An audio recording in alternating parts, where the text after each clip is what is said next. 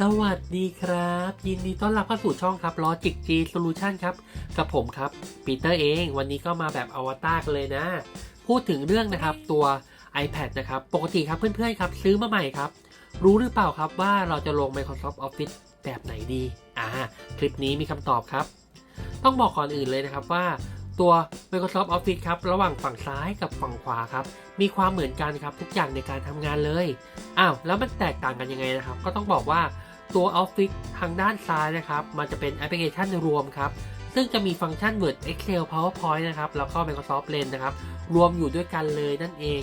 ส่วน Office ทางด้านขวานะครับที่เป็น Word Excel PowerPoint แล้วก็ Lens เนี่ยมันเป็นแอปพลิเคชันแยกกันนั่นเองครับข้อแตกต่างของมันครับอยู่ตรงนี้กันนี่เองแล้วเราจะเลือกลงแบบไหนดีล่ะ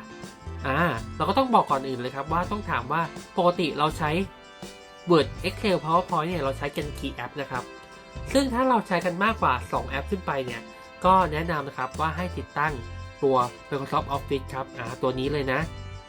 เพราะอะไรเพราะว่า iPad ของเราเนี่ยที่เราซื้อกันมาเนี่ยไม่ว่าจะเป็น iPad รุ่นอะไรเนี่ยน้อยสุดเนี่ยพื้นที่ของเราจะอยู่ที่64กิกเท่านั้น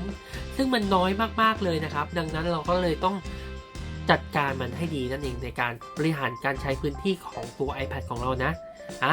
ซึ่งนะครับก็ต้องบอกเลยว่า Microsoft Word เนี่ยใช้ขนาดพื้นที่อยู่ที่260เมกนะ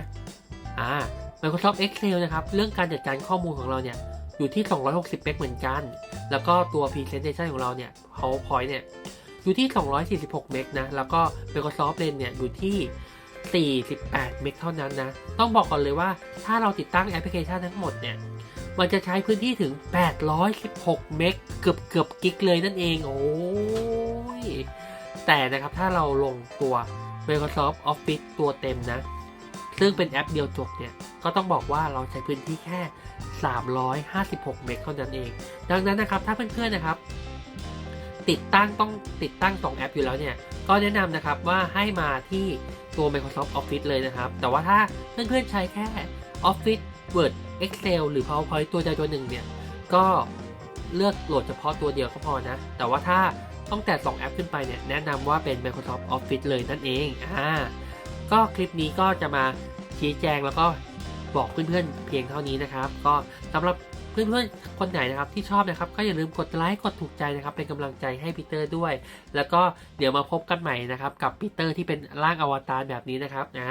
คลิปนี้ก็บายบายอย่าลืมกดติดตามด้วยล่ะแล้วก็มีคำถามอะไรนะครับสามารถคอมเมนต์ใต้คลิปนี้ได้เลยโอเคคลิปนี้ก็ไปแล้วก่อนแล้วบาย